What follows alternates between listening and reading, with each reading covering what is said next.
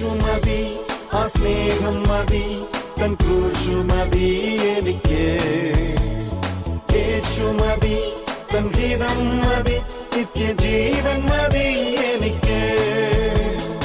യേശു മതി, ആ സ്നേഹം മതി, തൻ ക്രൂശു മതി എനിക്ക്. യേശു മതി. 19-ാമത്തെ വാക്യത്തിൽ നമ്മൾ വായിച്ചു, അതൊന്നുകൂടെ വായിച്ചാൽ. അവനിൽ സകല സമ്പൂർണതയും വസിക്കുവാൻ പിതാവിന് ഇഷ്ടം തോന്നി. സ്തോത്രം. യേശുവിൽ, in Jesus dwells all the fullness of God. ഇല്ലേ? യേശുവിൽ ദൈവത്തിൻ്റെ സകല സമ്പൂർണതയും. ഞാൻ പറഞ്ഞല്ലോ, കഴിഞ്ഞ ആഴ്ച ഓർപ്പിച്ചല്ലോ, ഒരു വലിയ ദൈവം, പിന്നെ ഒരു കൊച്ചു ദൈവം, പിന്നെ ശരീരമൊന്നും ഇല്ലാത്ത ഒരു ആത്മാവല്ല. ഈ തൃത്വം നിങ്ങൾ മനസ്സിലാകണം. ഏക ദൈവമാണ്. നമുക്ക് പല രീതിയിൽ കർത്താവ് വെളിപ്പെടുന്നു എന്നേ ഉള്ളൂ. സ്വർഗത്തിൽ ചെല്ലുമ്പോൾ അതിൻ്റെ പൂർണ്ണത മനസ്സിലാവും. അത് ആഴത്തിൽ അത് ധ്യാനിക്കുന്ന ദൈവദാസന്മാർക്ക്, അല്ലെങ്കിൽ മർമ്മം വെളിപ്പെടുത്തുന്നവർക്ക്, വെളിപ്പാട് കിട്ടുന്നവർക്ക് കുറച്ചുകൂടി കൂടുതൽ വെളിപ്പെടും. യോഹന്നാന് നമ്മളെക്കാളൊക്കെ കൂടുതൽ വെളിപ്പെട്ടതെല്ലാം എഴുതണ്ടെന്ന് പറഞ്ഞിട്ടുണ്ട്. നമ്മൾ അറിയേണ്ടത് എന്തുമായാലും വചനത്തിൽ എഴുതിയിട്ടുണ്ട്. അപ്പോൾ അവനിൽ സകല 15-ാമത്തെ വാക്യത്തിൽ അദൃശ്യനായ ദൈവത്തെ, ആ ദൈവത്തെ കാണുവാൻ കഴിയത്തില്ല. പാപം ചെയ്യുന്നവൻ ദൈവത്തെ കാണുവാൻ കഴിയത്തില്ല. ഈ ദൈവത്തോടു കൂടി ഏദൻ തോട്ടത്തിൽ ഇറങ്ങി വന്നത് ദൈവമാണ്. ഒരു ദൈവമേ ഉള്ളല്ലോ, ആ ദൈവം ഇറങ്ങി വന്നു. സ്തോത്രം. പിന്നെ തേജസ് നഷ്ടപ്പെട്ടപ്പോൾ ആ ദൈവത്തെ എന്ത് ചെയ്യാൻ പറ്റിയില്ല? കാണാൻ പറ്റിയില്ല. വലിയവനായ ദൈവം തന്നെയാണ് അവരുടെ കൂടെ തേജസ്സുള്ള ശരീരത്തിൽ. അപ്പോൾ ഒരാൾ തേജസ്സുള്ള ശരീരത്തിലുള്ളപ്പോൾ മാത്രമേ ഒരാൾക്ക് ദൈവത്തെ കാണുവാൻ കഴിയത്തുള്ളൂ എന്നൊരു പ്രമാണം പഴയ നിയമത്തിൽ ദൈവം ഡിക്ലെയർ ചെയ്താൽ പിന്നെ ദൈവത്തിനെ തെറ്റിക്കാൻ കഴിയത്തില്ല. അതുകൊണ്ട് മനുഷ്യനായിട്ട് യേശുവായിട്ട് നമ്മുടെ മധ്യത്തിൽ ഇറങ്ങി വന്നു. യേശു പോയപ്പോൾ യേശു പറഞ്ഞു, ഞാൻ പോകുന്നത് നല്ലത്, ഇനി ആരാണ് നിങ്ങളെ ബാക്കി നിയന്ത്രിക്കാൻ പോകുന്നത്? ദൈവത്തിൻ്റെ പരിശുദ്ധാത്മാവ്. ആ പരിശുദ്ധാത്മാവ് മൂന്നാമത്തെ ദൈവമല്ല. കൊരിന്ത്യ ലേഖനത്തിലൊക്കെ എത്ര വ്യക്തമാണ്. നിങ്ങളുടെ ഹൃദയം ദൈവത്തിൻ്റെ ആലയം. അടുത്ത വാക്യത്തിൽ പറയുക, നിങ്ങളുടെ ഹൃദയം പരിശുദ്ധാത്മാവിൻ്റെ ആലയം. ദൈവം തൻ പരിശുദ്ധാത്മാവാം ദൈവമാണെന്ന് അപ്പോസ്തല പ്രവൃത്തിയിലും എഴുതിയിട്ടുണ്ട്, കൊരിന്ത്യ ലേഖനത്തിലും എഴുതിയിട്ടുണ്ട്. നിങ്ങൾക്ക് അറിയാം, എങ്കിലും ഞാനത് റിമൈൻഡ് ചെയ്ത് പോകുന്നത് ദൈവഭയത്തോടുകൂടി തന്നെ നമ്മളായിരിക്കണം. ഇവിടെ 19-ാമത്തെ വാക്യത്തിൽ നമ്മൾ വായിച്ചില്ലേ, ആ ദൈവത്തിൽ, ആ യേശുവിൽ ദൈവത്തിൻ്റെ സകല സമ്പൂർണതയും വസിക്കുന്നു. ഈ സകല സമ്പൂർണത എന്ന് പറഞ്ഞാൽ യേശു ചെയ്യുന്നതെല്ലാം എന്തുവാണ്? Is A complete God, mighty God എന്നൊക്കെയാണ് നമ്മൾ വെളിപ്പാട് പുസ്തകത്തിലും യെശയ്യാവിൻ്റെ 9-ാം അധ്യായത്തിലൊക്കെ നമ്മൾ വായിച്ച സർവശക്തനായ ദൈവം. യേശുവിനെ പറ്റി എന്തുവാ പറയുന്നത്? അവൻ ആദ്യനും അന്ത്യനും സർവശക്തനായ ദൈവം. യെശയ്യാവ് 9-ലും എഴുതിയിട്ടുണ്ട്, അവൻ സർവശക്തനായ ദൈവം, നിത്യപിതാവ്. യേശുവിനെ പറ്റി പറയും. അപ്പം ആ യേശുവിൻ്റെ പ്രവൃത്തി എല്ലാം എന്തുവാ? കംപ്ലീറ്റ്. ഫുൾനെസ് എന്ന് പറഞ്ഞാൽ എന്തുവാ? ഒരു പാക്കറ്റ് ഫുള്ളാന്ന് പറഞ്ഞാൽ എന്തുവാ? ചിലപ്പോഴൊക്കെ കമ്പനിക്ക് ചില ഈ തെറ്റൊക്കെ പറ്റും. പലപ്പോഴും ചില സാധനങ്ങളൊക്കെ നമ്മൾ എടുക്കുമ്പോൾ ആ കമ്പനി പാക്ക് ചെയ്തപ്പോഴുള്ള അത് ഫുള്ളല്ല. നമ്മൾ അങ്ങനെയുള്ളത് എന്ത് ചെയ്യും? അങ്ങ് മാറ്റും. ഇനി ഒരു ജഗ്, ഒരു പാത്രം, അവിടെ വെള്ളം ഇറക്കുന്ന അതിൻ്റെ അകത്ത് ഒരു 3/4 വെള്ളമേ ഉള്ളൂ. അപ്പോൾ അത് ഫുള്ളാന്ന് പറഞ്ഞാൽ എന്തുവാ? കംപ്ലീറ്റ്. പിന്നെ അതിൻ്റെ അകത്ത് വേറൊരെണ്ണം ചേർക്കാൻ, ഒഴിക്കുവാൻ സ്ഥലമില്ല. യേശു നമ്മുടെ ജീവിതത്തിൽ ചെയ്യുന്ന പ്രവൃത്തി എന്തുവാണ്? It is complete. അത് രക്ഷയുടെ പദ്ധതിയാണെങ്കിൽ പോലും അതെന്തുവാ? പൂർണ്ണമാ. നമ്മളിനി അതിൻ്റെ കൂട്ടത്തിൽ നമ്മുടെ ആഡ് ചെയ്യണോ? രക്ഷിക്കപ്പെടുവാൻ കർത്താവ് പറഞ്ഞു, പക്ഷേ നമ്മൾ ബുദ്ധിയുള്ളവരായിരിക്കണ്ടേ, നമ്മളോടൊരു പ്ലാൻ ബി ഉണ്ടാക്കണ്ടേ. അതിൽ ഈ സൗഖ്യം പൂർണ്ണമാണോ? ഇപ്പോഴും നമുക്ക് ഡൗട്ടാണ്. നമുക്കിപ്പോഴും ഡൗട്ടുള്ളൊരു വിഷയമാണ്. എന്തു സംഭവിക്കും? ഒരു ചെറിയ അസുഖം വരുമ്പോൾ ചിലപ്പോൾ നമ്മൾ പിടിച്ചു വെക്കും. ഒരു വലിയ അസുഖം വരുമ്പോൾ നമ്മൾ പാത്രയിൽ ഇല്ലേ? അയ്യോ മരിച്ചു പോകുമോ? അയ്യോ ക്ഷീണം വന്നു പോകും. ഇങ്ങനെ കാത്തിരുന്ന അവസാനം എല്ലാവരും ചോദിക്കത്തില്ല എന്നോട്, നിങ്ങൾ ഈ വിശ്വാസവും പറഞ്ഞുകൊണ്ട് കാത്തിരുന്നുകൊണ്ടല്ലേ? അങ്ങനെ വല്ലതും സംഭവിക്കുമോ? അങ്ങനെ സംഭവിച്ചാൽ ഈ വചനത്തിന് എന്തില്ല? ശക്തിയില്ലാതായി പോകത്തില്ലേ? അങ്ങനെ സംഭവിച്ചാൽ എൻ്റെ കർത്താവിന് പിന്നെ ഈ കർത്താവിനെ സേവിച്ചിട്ട് എന്നാ കാര്യം? ഈ കർത്താവിനെ പിൻപറ്റിയിട്ട് എന്നാ കാര്യം? അങ്ങനാണോ? ഞാൻ ഐറോണിക്കലി ഒരു ക്വസ്റ്റ്യൻ ചോദിച്ചതേ ഉള്ളൂ. ഞാൻ വിശ്വസിക്കുന്നു അങ്ങനല്ല. ദൈവത്തിൻ്റെ സൗഖ്യം എന്നുള്ള പദ്ധതി എൻ്റെ കർത്താവ് പറഞ്ഞു, ഞാൻ എൻ്റെ I will send my word and heal you. എൻ്റെ വചനം അയച്ച് നിങ്ങളെ സൗഖ്യപ്പെടുത്തും. ഇല്ലേ? വിശ്വാസത്താൽ നമുക്ക് സൗഖ്യമുണ്ട്. കർത്താവിൽ ആശ്രയിക്കുമ്പോൾ നമുക്ക് സൗഖ്യമുണ്ട്. സൗഖ്യം എന്ന് പറയുമ്പോൾ എല്ലാം ഞാൻ പറഞ്ഞില്ലേ, ശരീരത്തിൻ്റെ ഓരോ അവയവത്തിൻ്റെ ക്ഷീണങ്ങൾ തൊട്ട്, രോഗങ്ങൾ തൊട്ട്, മനസ്സിനെ ക്ഷീണിപ്പിക്കുന്ന അവസ്ഥകൾ തൊട്ട്, ശരീരത്തെ മനസ്സിനെയും എല്ലാം, നമ്മുടെ വ്യക്തിത്വത്തിലുള്ള പ്രശ്നങ്ങൾ തൊട്ട്, അവിടെ എല്ലാം ആര് പ്രവർത്തിക്കണം? ആർക്കേ പ്രവർത്തിക്കാൻ കഴിയൂ? ഒരു കെമിക്കൽ കോമ്പിനേഷൻ തന്ന് കുറച്ച് നേരമൊക്കെ പിടിച്ചു നിർത്താൻ പറ്റും ലോകത്തിലെ ഡോക്ടേഴ്സിന് അല്ലെ മരുന്നിന്.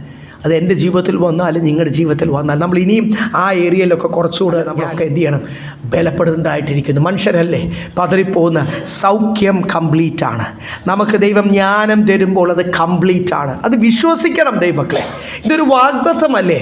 വിശ്വസിക്കുന്നവർക്ക് ഇപ്പോൾ രക്ഷ പോലും, ഞാൻ വിശ്വസിക്കുക കർത്താവ് എൻ്റെ പാപത്തിന് വേണ്ടി മരിച്ചു എന്ന് വിശ്വസിച്ചാൽ മാത്രമേ ഞാൻ ദൈവവൈതലായി തീരത്തുള്ളൂ. അപ്പം ഞാനാണത് ഏറ്റെടുക്കേണ്ടത്. ദൈവത്തിൻ്റെ ഒരു പ്രവൃത്തിയിലും അതിനെ സഹായിക്കുവാൻ ഒരു ഹെൽപ്പറിനെയും കൂടെ ആവശ്യമില്ല. ദൈവത്തിൻ്റെ in him dwells all the fullness of God. എൻ്റെ ദൈവത്തിൽ സകല സമ്പൂർണ്ണതയും വസിക്കുന്നു എന്ന് പറഞ്ഞാൽ എൻ്റെ ദൈവം ചെയ്യുന്ന പ്രവൃത്തി ഇറ്റ് ഈസ് കംപ്ലീറ്റ്. ഈ കംപ്ലീറ്റ് ആയി തീരണേ ഞാനോട് എന്ത് ചെയ്യണം? ഒന്ന് ദൈവസന്നിധിയിൽ സമർപ്പിക്കണം. ഞാനോട് കർത്താവിൽ ആശ്രയിക്കണം. കർത്താവിനെ ഭയപ്പെടണം. കർത്താവ് പറയുന്ന അനുസരിക്കണം. ഇല്ലേ? അപ്പം ദൈവത്തിൻ്റെ പ്രവൃത്തി കംപ്ലീറ്റാണ്. ഇത് പലപ്പോഴും എൻ്റെ ജീവിതത്തിൽ ഇൻകംപ്ലീറ്റ് ആയി പോകുന്നത് ദൈവത്തിൻ്റെ കുഴപ്പമല്ല, വചനത്തിന് ശക്തി ഇല്ലാത്തതുകൊണ്ടല്ല, ദൈവത്തിന് പൂർണ്ണത ഇല്ലാത്തതുകൊണ്ടല്ല, എൻ്റെ ജീവിതത്തിൽ പൂർണ്ണത ഇല്ലാത്തതുകൊണ്ടാണ്. അതുകൊണ്ടാണ് ഈ വചനവും ആരാധനയും ഒക്കെ എന്തിനാണ്? എന്നെ ദൈവത്തിൻ്റെ ഒപ്പം പൂർണ്ണനാക്കി തീർക്കുവാൻ. ആരിൽ കൂടെ? നമ്മൾ ഈ അധ്യായം മുഴുവൻ പഠിച്ച ഒരു കാര്യമുണ്ട്, യേശുവിൽ കൂടെ. കഴിഞ്ഞ ആഴ്ച നമ്മൾ ആ ഭാഗങ്ങളൊക്കെ യേശുവിൽ കൂടെ എന്നെ പൂർണ്ണനാക്കുവാൻ, യേശുവിൽ കൂടെ എന്നെ ആത്മീയമായിട്ട് വളർത്തുവാൻ, ആ ഭാഗങ്ങളൊക്കെ നമ്മൾ ചിന്തിച്ചല്ലോ. യെസ്, അതിൻ്റെ 20, 19, 20 ഒന്ന് ചേർത്ത് വായിച്ചു. അവനിൽ സർവ്വസമ്പൂർണ്ണതയും വസിപ്പാനും അവൻ ക്രൂശിൽ ചൊരിഞ്ഞ രക്തം കൊണ്ട് അവൻ മുഖാന്തരം സമാധാനം ഉണ്ടാക്കി. സ്വർഗത്തിലുള്ളതോ സകലത്തെയും അവനെ കൊണ്ട് തന്നോട് നിരപ്പിപ്പാനും പിതാവിനെ പ്രസാദം തോന്നി. സകലവും അവനോട് നിരപ്പിപ്പാൻ പിതാവിന് എന്ത് ചെയ്തു? പ്രസാദം തോന്നി എന്ന് എഴുതിയിരിക്കുന്നത്. ടു റീകൺസൈൽ, സകലവും അവനോട് നിരപ്പിപ്പാൻ പിതാവിന്. ആരിൽ കൂടാണ് ഈ റീകൺസിലേഷൻ അല്ലെങ്കിൽ റീകൺസൈൽ എന്ന് പറഞ്ഞാൽ എന്തുവാ? നിരപ്പിപ്പിക്കുക, യഥാസ്ഥാനപ്പെടുത്തുക എന്നൊക്കെ മലയാളം ബൈബിളിൽ എഴുതിയിട്ടുണ്ട്. അത് എന്തുവാ എൻ്റെ അർത്ഥം? നമ്മൾ കർത്താവുമായിട്ടുള്ള ബന്ധത്തിൽ നിന്ന് ദൂരെയായിപ്പോയി. കർത്താവിന് ശരിക്കും എന്തുവാ ഇഷ്ടം? ബൈബിളിനകത്ത് എത്ര സ്ഥലത്ത് എഴുതിയിരിക്കുന്നത്? അവൻ്റെ പ്രമോദം, ദൈവത്തിൻ്റെ പ്രമോദം മനുഷ്യപുത്രന്മാരോട് കൂടെയാണ്. നമുക്ക് സന്തോഷം ലോകത്തോടു കൂടിയുമാണ്. അവിടെ അതിൻ്റെ പ്രോബ്ലം. ഈ ഒന്ന് ആരോ വെച്ച് വായിച്ചോ? ദൈവത്തിനിഷ്ടം എന്നോട് സമയം ചെലവഴിക്കാൻ, എനിക്കിഷ്ടം ലോകത്തോട് സമയം ചെലവഴിക്കാൻ. കൂട്ടുകാർ, പാർട്ടി അല്ലെങ്കിൽ കൂട്ടുകാർ വിളിക്കുന്ന പ്രോഗ്രാംസ്, അവരുമായിട്ട് സംസാരിക്കുവാൻ, കർത്താവുമായിട്ട് സംസാരിക്കുവാൻ. ഈ പിള്ളേരെയൊക്കെ പ്രാർത്ഥിക്കടാ എന്നൊക്കെ പറഞ്ഞു വേണം നമുക്കൊന്ന്. അതുപോലൊക്കെ തന്നെയാണ്. വലിയൊരു മോശമൊന്നുമല്ല. ഒന്ന് ശരിക്കും കർത്താവിനോട്. ഈ ചിലരൊക്കെ ഉണ്ട്, അത് സമുദായക്കാരും ചെയ്യും. കർത്താവിനെ ഉറങ്ങാൻ പോകുന്നു, കാത്ത് സൂക്ഷിക്കണേ. ആമേൻ. രാവിലെ കർത്താവിനെ എഴുന്നേക്കാൻ പോകുന്ന യാത്രയിലൊക്കെ എന്നെ കാത്ത് സൂക്ഷിക്കണേ. ഇതൊന്നും അല്ല കർത്താവുമായിട്ടുള്ള. ഇങ്ങനെയാണോ? കൂട്ടുകാരോട് നമുക്ക് ഇഷ്ടമുള്ളവർ സംസാരിക്കുവാണെങ്കിൽ നമ്മൾ ചോദിച്ചിട്ട് പിന്നെന്തുണ്ട് തീരുന്നില്ല. ടൈമർ കാണിച്ച് 1 മണിക്കൂർ കഴിഞ്ഞു. നമ്മൾ ഒത്തിരി നേരമായി സംസാരിക്കാം. എന്നാലും എന്തുണ്ട് വിശേഷം? എന്തുവാ? ഒരു സ്നേഹബന്ധം ഇല്ലേ? ഒരു ഭയങ്കര ഒരു സന്തോഷം, അങ്ങോട്ടും ഇങ്ങോട്ടും വിശേഷങ്ങൾ. ഈ സന്തോഷം കർത്താവിനോടൊന്നും ഉണ്ടായിരുന്നെങ്കിൽ. കർത്താവിനുണ്ട്. കർത്താവ് നമുക്ക് വേണ്ടി ജീവൻ നൽകി. കർത്താവ് ഇനി എന്തുവാ കൂടുതൽ നൽകേണ്ടത്? അവസാനത്തുള്ളി രക്തം നൽകി. ദൈവം മനുഷ്യനായിട്ട് ഇറങ്ങി വന്നു, തുപ്പി, വസ്ത്രമെല്ലാം പറിച്ച് കീറി.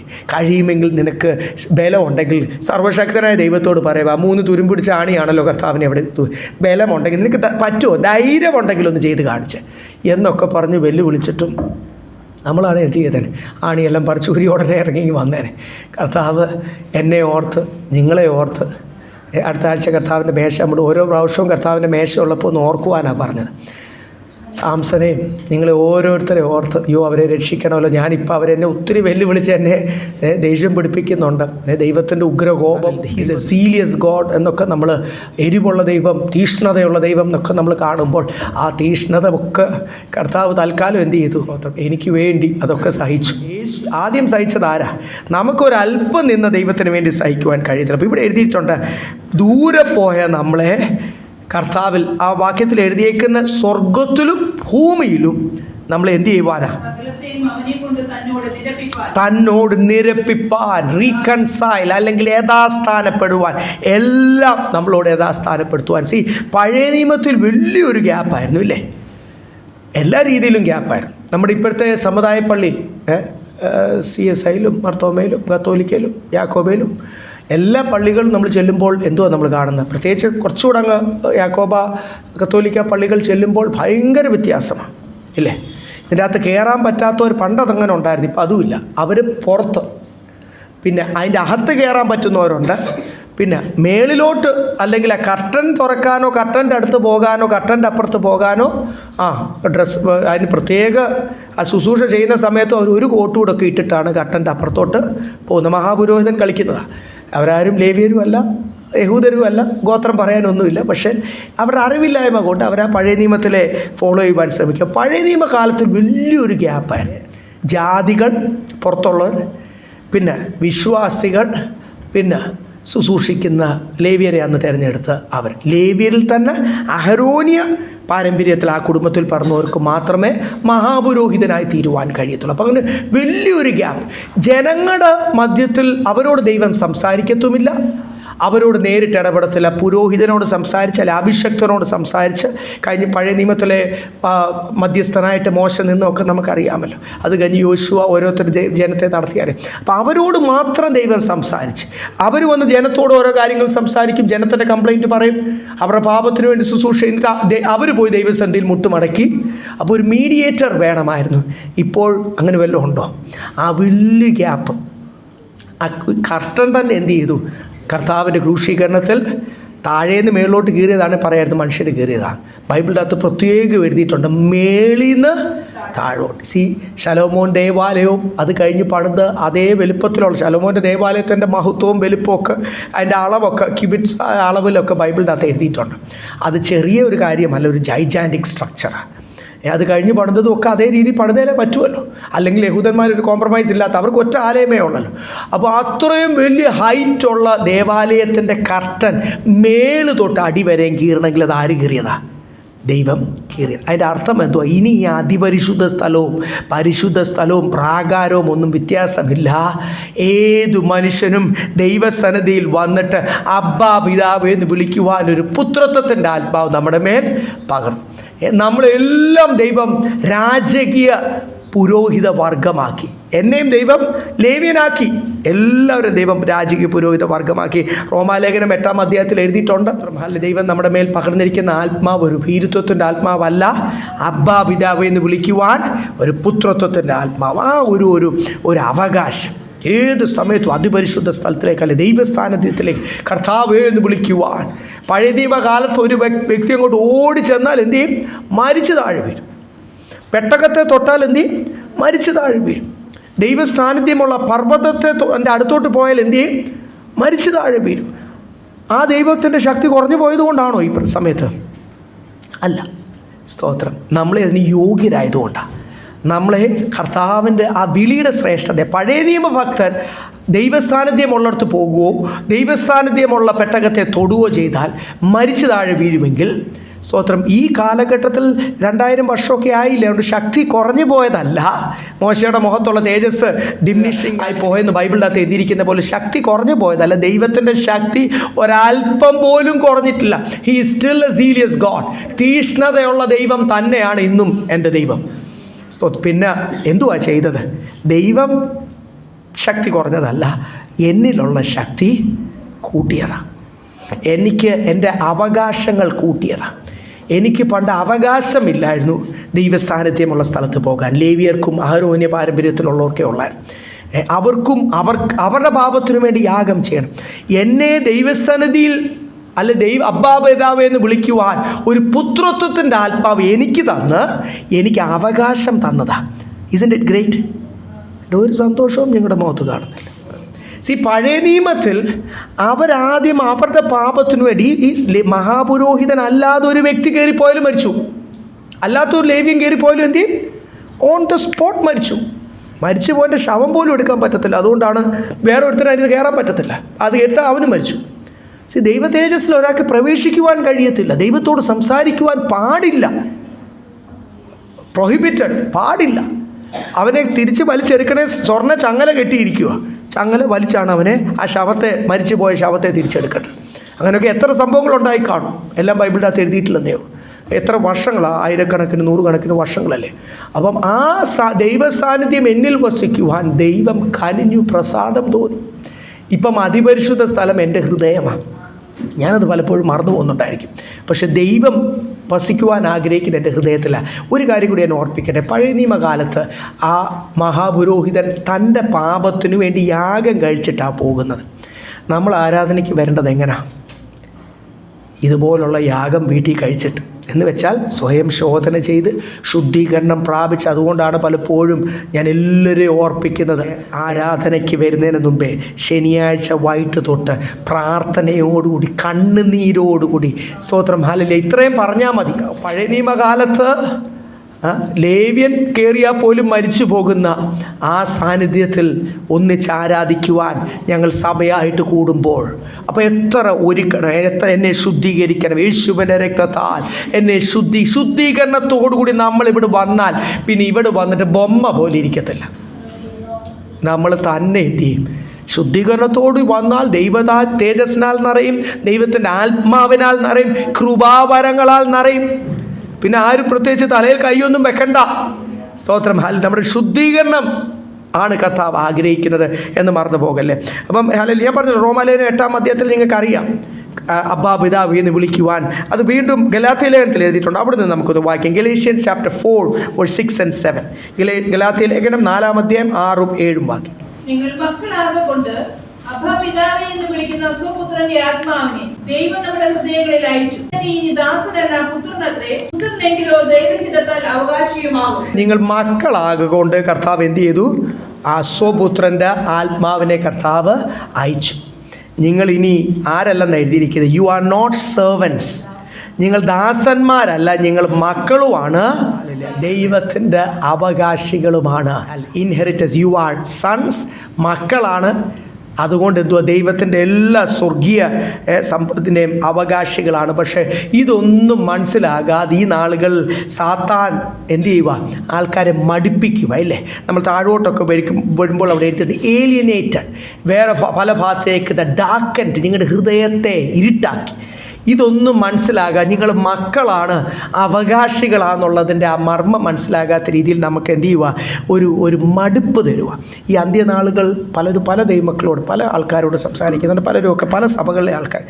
വിശ്വാസികളുടെ ജീവിതത്തിൽ പലരോട് സംസാരിക്കുമ്പോൾ ഈ കാലത്ത് നമുക്ക് ആരോഗ്യമുണ്ടെങ്കിൽ നമുക്ക് എല്ലാ കാര്യങ്ങളും ചെയ്യുവാനൊരു ഉന്മേഷമാണ്. ആരോഗ്യമില്ലെങ്കിൽ നമുക്ക് കുനിഞ്ഞൊരു സാധനം എടുക്കാൻ എന്തുവാണ്? മടിയും മടുപ്പും, പറ്റുന്നില്ല എന്നൊക്കെയാണ് പറയുന്നത്. കാരണം എന്തോ? യു ആർ സിക്ക്. അപ്പോൾ ഈ ആത്മീയ കാര്യത്തിലും എനിക്ക് വേണ്ട പോലൊന്ന് പ്രാർത്ഥിക്കുവാൻ പറ്റുന്നില്ലെന്ന് പറയുമ്പോൾ ഞാൻ ഈ ഭാഗങ്ങളൊക്കെ ഇന്നലെ ചിന്തിച്ചപ്പോൾ സ്പിരിച്വലിയും എന്തുണ്ട്? സിക്നെസ് ഉണ്ട്. യു ആർ സ്പിരിച്വലി സിക്ക്. ആത്മീയമായിട്ട് നിനക്ക് എന്തുവാ? രോഗമാ, അല്ലെ മടുപ്പാ. ദൈവമക്കളും ഞാൻ നിങ്ങളോട് ഓർപ്പിച്ചതല്ലേ, കഴിഞ്ഞ ചില മാസങ്ങളുടെ അകത്ത് 1ഉം 2ഉം അല്ല, പല ദൈവദാസന്മാരാ പറഞ്ഞ ആ പദം ഉപയോഗിച്ചത്. പാസ്റ്റർ, ആകെപ്പാട് ശുശ്രൂഷയിൽ മടുപ്പിക്കുന്ന അവസ്ഥകളാണ്. അപ്പോൾ ദൈവദാസന്മാരെ മടുപ്പിക്കുക സാത്താൻ. അതുകൊണ്ട് ബൈബിളത്ത് എഴുതി, കഴിയുമെങ്കിൽ വൃതന്മാരെയും തെറ്റിച്ച് കളയുവാൻ. ദൈവദാസന്മാരെ മടുത്ത് പോയി കഴിഞ്ഞാൽ പിന്നെ ദൈവമക്കൾ എല്ലാവരും എന്തായിത്തീരും? അപ്പം എല്ലാവരെയും ഒരു ആത്മീയ മടുപ്പിലേക്ക് കൊണ്ടുവരുവാൻ സാത്താൻ നോക്കുമ്പോൾ, ഹല്ലേലൂയ, ഈ നാളുകളിലെ ദൈവമക്കളുടെ ഹൃദയം അന്ധകാരമാക്കുമ്പോൾ നമുക്ക് മനസ്സിലാകണം, ഇവിടെ എത്ര വ്യക്തമായിട്ട് ഓരോരുത്തരെയും അവിടെ എഴുതിയേക്കുന്ന ക്രൂശിൽ ചൊരിഞ്ഞ രക്തം കൊണ്ട്. ഇപ്പോൾ ഈ കർത്താവിൽ നിന്ന് ദൂരെ പോയവരെ ദൈവത്തോട് അടുപ്പിക്കുന്നതും യേശുവിൻ്റെ രക്തത്താൽ. നമ്മൾ കഴിഞ്ഞ ആഴ്ച ഡീറ്റെയിൽ ആയിട്ട് ചിന്തിച്ചു, യേശുവിൻ്റെ രക്തത്താൽ നടക്കുന്ന ഓരോ കാര്യങ്ങൾ. സാത്താനെ ജയിക്കുന്നത് ഏത് നാമത്തിലാണ്? യേശുവിൻ്റെ നാമത്തിലും. വെളിപ്പാട് പുസ്തകം 12-ാം അധ്യായത്തിൽ നമ്മൾ വായിച്ചു, യേശുവിൻ്റെ രക്തത്താൽ. അപ്പം നമ്മളെ മടുപ്പിക്കുന്നതും ഒക്കെ ഈ ശക്തിയിൽ നിന്ന് ജയിക്കണേലും എന്തുവാ? യേശുവിൻ്റെ രക്തത്താൽ. അപ്പോൾ ഇവിടെ നമ്മൾ ദൂരെ ആയിരുന്നവരെ ഓരോരുത്തരെ നമ്മളെ കർത്താവിലേക്ക് അടുപ്പിച്ചു. ഗലാത്യ ലേഖനത്തിൽ നമ്മൾ വായിച്ചു, ഇപ്പം നമ്മൾ ദാസന്മാരല്ല. ഇപ്പോഴും നമ്മുടെ വിചാരം ഇതാരുടെയൊക്കെയോ ജോലിയാണല്ലോ, അവർ ചെയ്തോട്ടെ. മക്കളല്ലാത്തോണ്ടാണ്. ഒരു ഭവനത്തിലെ മക്കൾക്ക് മാത്രമേ, അതും ഈ കാലഘട്ടത്തിലെ മക്കൾ പോലും ദാസന്മാരുടെ ഒരു ആറ്റിറ്റ്യൂഡുള്ള മക്കളാണ് എന്ന് പറയേണ്ടതായിട്ട് വരും. കാര്യം എൻ്റെ വീട്ടിലെ വിഷയം അതൊന്നും എനിക്ക് വിഷയം, അത് അപ്പനും അമ്മയും ചെയ്യട്ടെ, എനിക്കതൊന്നും വിഷയമല്ല, എനിക്ക് എൻ്റെ കാര്യം. അതെന്തോ ഒരു ആറ്റിറ്റ്യൂഡാണ്, അത് ഒരു ദാസൻ്റെ ആറ്റിറ്റ്യൂഡ്. ദാസൻ്റെ ആറ്റിറ്റ്യൂഡ് എന്തുവാണെന്നറിയാമോ? രാവിലെ നമ്മൾ ആൾക്കാരെ ജോലിക്ക് വിളിക്കും. നമ്മളൊക്കെ ജോലിക്കും, ഞങ്ങളും കൃഷിക്കൊക്കെ ആൾക്കാരെ വിളിക്കും. നമ്മളെല്ലാം ജോലിക്ക് ആൾക്കാരെ വിളിക്കത്തില്ല. ആ ജോലിക്ക് വിളിക്കുന്നവരുടെ ടൈം ആണ് അവർക്ക് വിഷയം. രാവിലെ വന്നു, അവരാ കാര്യങ്ങൾ എന്തെങ്കിലും ഇങ്ങനെ, ഇപ്പം പുല്ല് പറിക്കുന്നവരാണ് ഇങ്ങനെ ഞുള്ളി അവിടെ ഇരിക്കും, അല്ലെ എവിടെയെങ്കിലും ഇരിക്കും, ഇച്ചിരി അവിടെ എന്തെങ്കിലുമൊക്കെ കട്ടൻ ചായ കുടിച്ചുകൊണ്ടിരിക്കും, അല്ലെ എന്തെങ്കിലുമൊക്കെ പുക വലിക്കുന്നവരാണ്. സമയങ്ങൾ നമ്മൾ വരുന്നുണ്ടേ, നമ്മളെ കാണിക്കാൻ എന്ത് ചെയ്യും, നമ്മൾ വരുന്നുണ്ടേ എന്തെങ്കിലും മാന്തിക്കൊണ്ടിരിക്കും. പിന്നെയും ദാസനല്ലേ, എനിക്കെന്നാ, ഞാൻ 5 മണി വരെ ഇങ്ങനെ കളിപ്പിച്ച് നിന്നാൽ ഒരു 4:45 നമ്മൾ കൈ കഴുകി കുളിച്ചു, ഞാൻ 5 മണിയാകുമ്പോൾ എൻ്റെ കൂലിതാ. ദാസൻ്റെ ആറ്റിറ്റ്യൂഡ് എന്തുവാ? ഞാൻ വർക്ക് ചെയ്യുന്നത് എനിക്ക് ചിലത് കിട്ടാൻ. മനസ്സിലായോ? അതാ ദാസൻ്റെ ആറ്റിറ്റ്യൂഡ്. അതിനാ ബൈബിളിൽ എഴുതിയിരിക്കുന്നത്, നിങ്ങൾ ദാസനല്ല, ഞാൻ ദൈവത്തിന് വേണ്ടി വർക്ക് ചെയ്യുന്നത് വല്ലതും കിട്ടാനല്ല. ദൈവസന്നിധിയിൽ ദൈവത്തിൻ്റെ ഒരു കാര്യം ഉദാസീനതയോട് ചെയ്യുന്നവൻ ആരാണ്? ഒന്ന് ഉറക്കെ പറയാനേ. ദൈവത്തിൻ്റെ കാര്യങ്ങൾ ഉത്സാഹമില്ലാതെ ചെയ്യുന്നവൻ, യഹോവയായ ദൈവം പറയുന്നു, ഹീ ഈസ് കഴ്സ്ഡ്, അവൻ ശപിക്കപ്പെട്ടവൻ. അപ്പോൾ ആ വാക്യം നേരെ ഒന്ന് തിരിച്ചിട്ടെ. ദൈവത്തിൻ്റെ കാര്യങ്ങൾ ഉത്സാഹത്തോട് ചെയ്യുന്നവൻ അവൻ ആരാ? ഹീ ഈസ് ബ്ലെസ്സഡ്, അനുഗ്രഹിക്കപ്പെട്ടു. ഇത് യഹോവയായ ദൈവം പറയുന്നത്, എനിക്കത് മാറ്റാൻ കഴിയത്തില്ല. ഞാനും ദൈവഭയത്തോട് ഓർക്കേണ്ട വിഷയമാണ്, നിങ്ങളും ഓർക്കേണ്ട വിഷയമാണ്. ദൈവത്തിൻ്റെ കാര്യം എങ്ങനെയെങ്കിലും ചെയ്യാൻ പറ്റത്തില്ല, ചെയ്യുവാണെങ്കിൽ വൃത്തിയായിട്ട് ചെയ്യണം, അല്ലെ ചെയ്യല്ല. സ്തോത്രം. ദൈവസന്നിധിയിൽ പൊക്കോ, നഷ്ടം കർത്താവിനുമില്ല, ആർക്കുമില്ല. ദൈവസന്നിധിയിൽ നമ്മൾ നിൽക്കുവാണെങ്കിൽ കൃപയോടുകൂടി നിൽക്കണം, വിശുദ്ധിയോട് നിൽക്കണം, ആത്മജയത്തോട്, ആത്മാവിൻ്റെ ശക്തിയോട് നിൽക്കണം, ജയാജീവത്തോട് നിൽക്കണം. ദൈവത്തിനൊരു എക്സ്പെക്റ്റേഷൻ ഉണ്ട്, ദൈവത്തിനൊരു സ്റ്റാൻഡേർഡ്സ് ഉണ്ട്, നമ്മുടെ മേലുള്ള വിളിയുണ്ട്. ആ വിളിയാണ് ദൈവത്തിൻ്റെ നമ്മളിൽ നിന്നുള്ള പ്രതീക്ഷ, നമ്മളെ ഏൽപ്പിച്ചിരിക്കുന്നത്. അതുപോലെ നിൽക്കണം. അങ്ങനെ നിൽക്കുവാൻ കർത്താവ് നമ്മളെ 21-ാമത്തെ വാക്യം അത് തന്നെ എഴുതിയിരിക്കുന്നത്. യെസ്. മുമ്പേ ദുഷ്പ്രവൃത്തികളാൽ മനസ്സുകൊണ്ട് അകന്നവരും ശത്രുക്കളായിരുന്ന നിങ്ങളെ അവന്റെ മുമ്പിൽ വിശുദ്ധ മതി. ഇവിടെ ഇങ്ങനെ ഒന്നിച്ചങ്ങ് പോവാം. 21-ാമത്തെ വാക്യം, മുൻപേ നിങ്ങൾ ആരായിരുന്നു എന്ന് എഴുതിയിരിക്കുന്നത്. മുൻപേ we had A wicket mind എന്നാണ് ചില ട്രാൻസ്ലേഷൻ എഴുതിയിരിക്കുന്നത്. ദുഷ്പ്രവൃത്തി, സ്വാർത്ഥത, കപടഭക്തി. ഈ കർത്താവ് വന്നപ്പോൾ കർത്താവിന് ഒട്ടും സഹിക്കാൻ വയ്യാത്ത ഒരു കാര്യമായിരുന്നു കപടഭക്തി. കപടഭക്തിക്കാരെ, ഹിപ്പോക്രൈറ്റ്സ്. എന്തുവാ കാര്യം? എന്തുവാ? ഭയങ്കര ഷോയാണ്.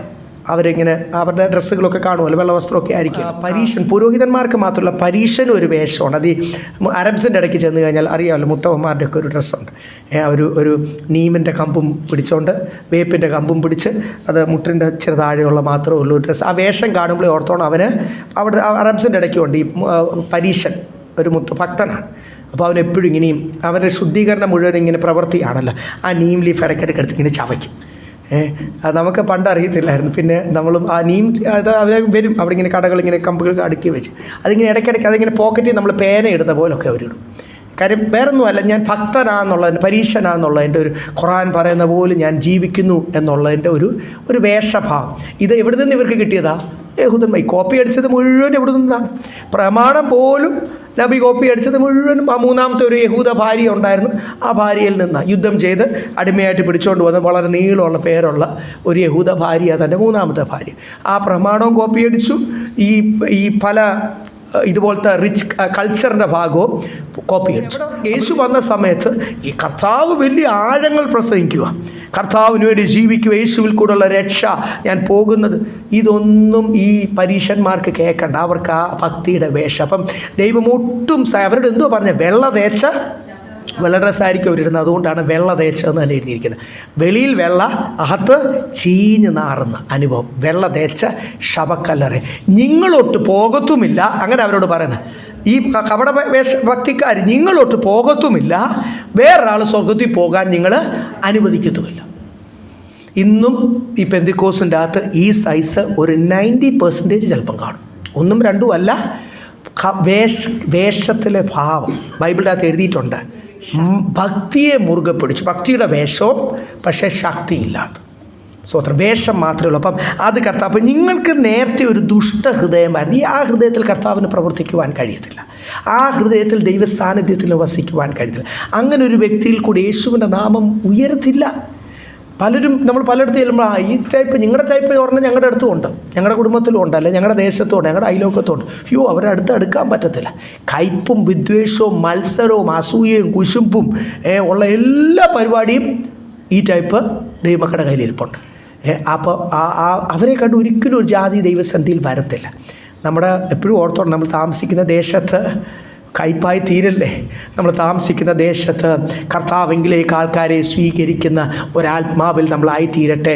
വളരെ പരിജ്ഞാനത്തോടുകൂടിയും കൃപയോടുകൂടിയും നമ്മളിൽ നിന്ന് വരുന്ന ഓരോ വാക്കുകളും, നമ്മുടെ വീട്ടിൽ നിന്ന് വെളിയിൽ കേൾക്കുന്ന ശബ്ദങ്ങളും അതിൻ്റെ ഡയലോഗ്സും എല്ലാം എന്തായി തീരട്ടെ? കൃപയോടുകൂടിയുള്ളതായി തീരട്ടെ, ദൈവത്തിന് മഹത്വമുള്ളതായി തീരട്ടെ എന്ന് നമ്മൾ ഒരു 1000 വട്ടം നമ്മൾ ഓർത്തോണം.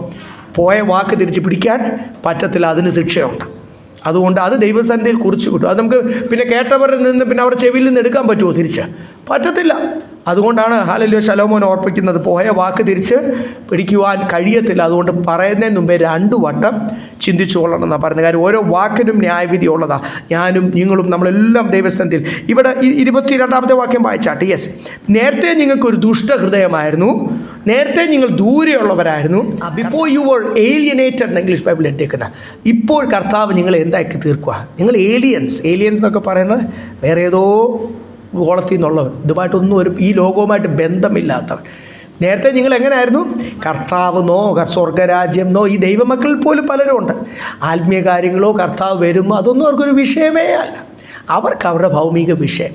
അപ്പോൾ അങ്ങനെയുള്ളവരൊക്കെ ആരാ? ദൈവകൃപയിൽ നിന്ന് അകന്നവരാ. നേരത്തെ നിങ്ങൾ ഇവരോട് പറയുമ്പോൾ, ഈ ദേശത്തെ ജാതികളോട് പറയുമ്പോൾ, നേരത്തെ നിങ്ങൾ ദുഷ്ടഹൃദയമുള്ളവരും അകന്നവരും. അകന്നിരിക്കുമ്പോൾ കണ്ട ലോകത്തിൻ്റെ സ്വഭാവങ്ങളാണ് നമ്മളിൽ. ഒരു ദൈവ പൈതൽ എന്ന് പറയുന്ന ഒരു വ്യക്തി പോലും ലോകത്തിൻ്റെ ഭയങ്കരമായിട്ട് ഈ പറയുന്ന കപടവേഷവും അസൂയയും കുശുമ്പും മത്സരവും ഒക്കെ ഉണ്ടെങ്കിൽ, ക്രോധവും ഇതുമൊക്കെ ഡയലോഗ്സും ഒക്കെ വളരെ മോശമാണെങ്കിൽ, ദൈവകൃപയിൽ നിന്ന് ആ വ്യക്തി എന്തുവാ? He's alienated. അങ്ങനെയുള്ളവരെ കർത്താവിൻ്റെ സന്നിധിയിൽ 22 വായിച്ച് തുറന്ന് വായിച്ച്, നിങ്ങളെ അവന്റെ മുമ്പിൽ വിശുദ്ധരും നിഷ്കളങ്കരും കുറ്റമില്ലാത്തവരുമായി നിർത്തേണ്ടതിന് അവൻ ഇപ്പോൾ തന്നെ ജഡശരീരത്തിൽ തന്റെ മരണത്താൽ നിരപ്പിച്ചു. യേശുവിൽ കൂടെ, യേശുവിൻ്റെ ജഡശരീരത്തിൽ, ദൈവ മനുഷ്യനായിട്ട് ഇറങ്ങി വന്ന യേശുവിൽ കൂടെ, ആ ജഡശരീരത്തിൽ നടന്ന യാഗത്തിൽ കൂടാണ്, എന്ന് വെച്ചാൽ യേശുവിൻ്റെ രക്തത്തിൽ കൂടാണ് യേശു കൊടുത്ത വില. യേശു ലജ്ജിതനായി തീർന്നു, യേശു നിന്ദിതനായി തീർന്നു, യേശു നഗ്നനായി തീർന്നു. യേശുവിനെ അവരെ ചെറുതായിട്ടാണോ ഇൻസൾട്ട് ചെയ്തത്? ആ കൊടുത്ത വേദന, ആ യാഗവേദന, അതിൽ കൂടാണ് എന്നെയും നിങ്ങളെയും ദൈവത്തോട് അടുപ്പിച്ചത്. കേട്ടോ, സ്തോത്രം. അതുകൊണ്ടാണ് ഓരോ പ്രാവശ്യവും നമ്മൾ ഓർക്കണം, എൻ്റെ മിടുക്കുകൊണ്ടല്ല ഞാൻ ദൈവത്തോട് അടുത്തത്, യേശു കൊടുത്ത വില കൊണ്ടാണ് ഞാൻ ദൈവത്തോട് അടുത്തത് എന്ന് വളരെ വ്യക്തമായിട്ട്. നിങ്ങളെ ഒന്ന് ദൈവത്തോട് അടുപ്പിച്ച്, എന്നെ ഇതേ പരുവത്തിൽ ദൈവത്തോട് അടുപ്പിക്കുവാൻ കഴിയത്തില്ല. ദൈവം പരിശുദ്ധനാണ്. ദൈവം ആരാ? എൻ്റെ ഇപ്പോഴുള്ള ഈ ലോകവിഷയങ്ങൾ നിറഞ്ഞിരിക്കുന്ന ഹൃദയത്തിൽ ഈ പരിശുദ്ധനായ ദൈവത്തിന് വസിക്കുവാനും കഴിയത്തില്ല. നിങ്ങൾ രണ്ടും മനസ്സിലാക്കണം. എനിക്ക് വിശുദ്ധിയില്ലാതെ എനിക്ക് ദൈവത്തോട് അടുക്കുവാനും കഴിയത്തില്ല. എൻ്റെ ഹൃദയത്തിൽ വിശുദ്ധിയില്ലാത്ത, വിശുദ്ധിയുടെ സ്വർഗരാജ്യത്തെ പറ്റിയുള്ള ചിന്ത നിറഞ്ഞിരിക്കാതെ എൻ്റെ ഹൃദയത്തിൽ വന്ന് ദൈവ സാന്നിധ്യം എന്ത് ചെയ്യത്തില്ല? വസിക്കത്തുമില്ല. അപ്പം മാറ്റം ഉണ്ടായാലേ പറ്റൂ. ദൈവത്തിന് എന്തുമായാലും മാറ്റമൊന്നും, ദൈവം എനിക്ക് വേണ്ടി ലൗകികനായി തീരാൻ പോകുന്നില്ല. ദൈവം പരിശുദ്ധനാണ്, താൻ സ്വർഗീയനാണ്.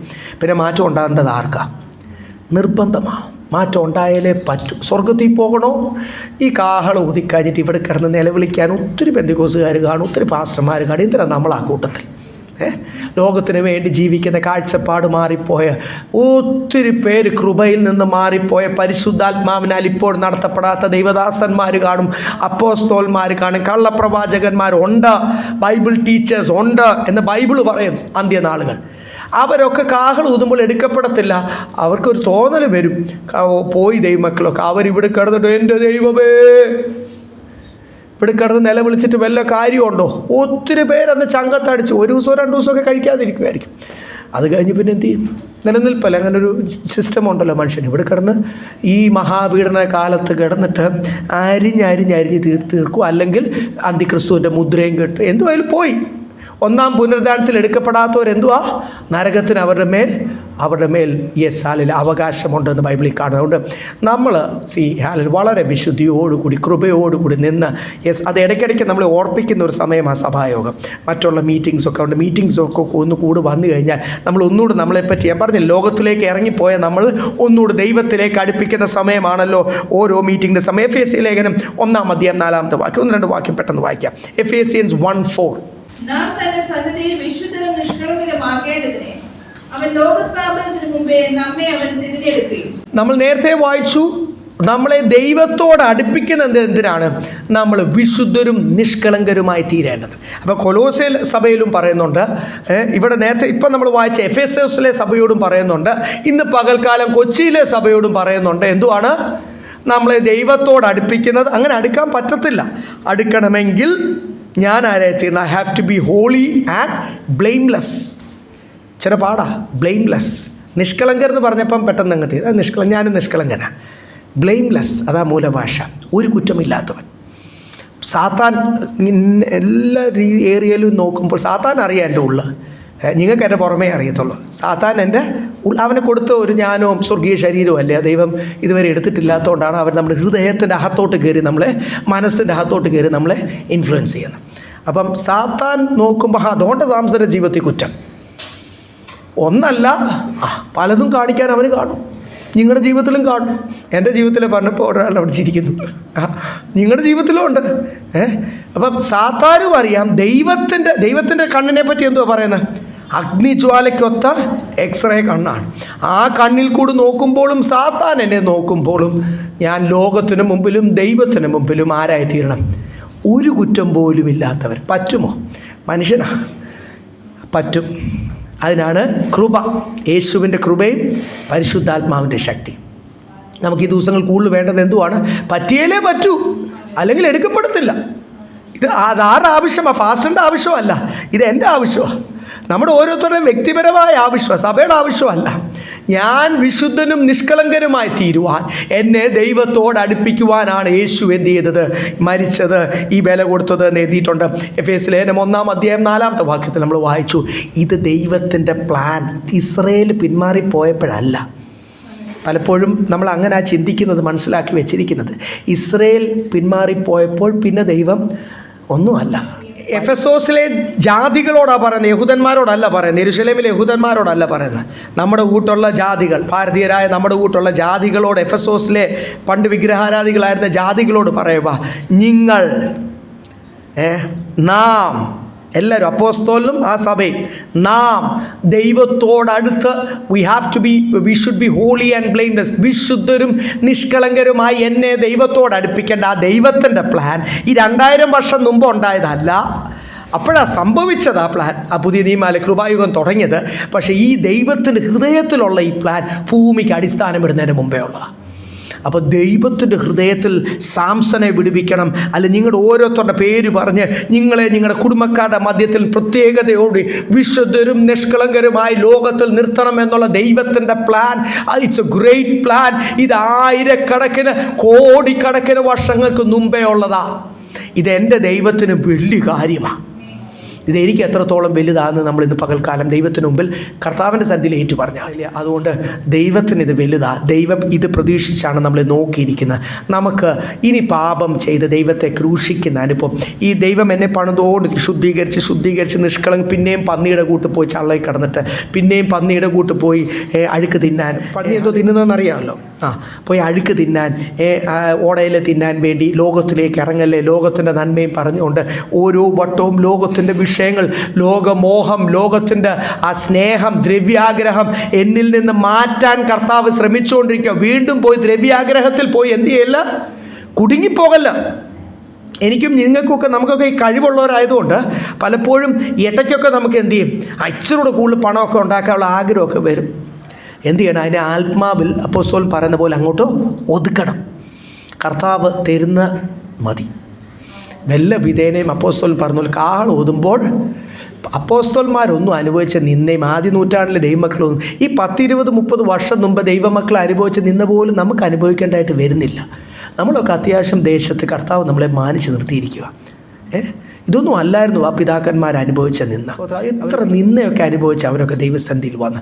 നമ്മളൊക്കെ എത്ര കൃപയോടുകൂടിയ നമ്മളോട് ഒരാളോട് ദൈവസന്നിധിയിലേക്ക് ഒന്ന് വിളിച്ചുകൊണ്ട് വരുവാൻ പറഞ്ഞാൽ അതിനുള്ള മനസ്സ് കർത്താവ് തരട്ടെ. ഫിലിപ്പിയ ലേഖനം 2-ാം അധ്യായം. നമ്മൾ ഈ കൊടുക്കുന്ന വില വെറുതെ അല്ലെന്ന് അവിടെ എഴുതിയിരിക്കുന്നത്. അതോടൊന്ന് വായിക്കാം. ഫിലിപ്പിയ ലേഖനം 2-ാം അധ്യായം 15-16.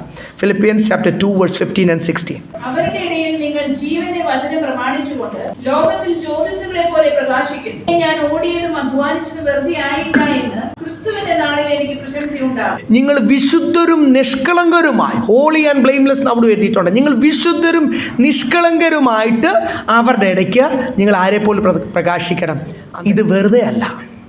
എന്നിട്ട് അവിടെ എഴുതിയേക്കും ഞാൻ ഈ ഓടിയതും അധ്വാനിച്ചതും. അപ്പം നമ്മൾ ഈ അല്പം നിന്ന് സഹിക്കണമെങ്കിൽ നമ്മൾ ഈ വില കൊടുക്കുന്നത്, നമ്മൾ പലതും ഇഷ്ടമുള്ള ലോകത്തിൽ ഇഷ്ടമുള്ളത് പലതും വേണ്ട എന്ന് വെക്കുന്നത് വെറുതെ അല്ല.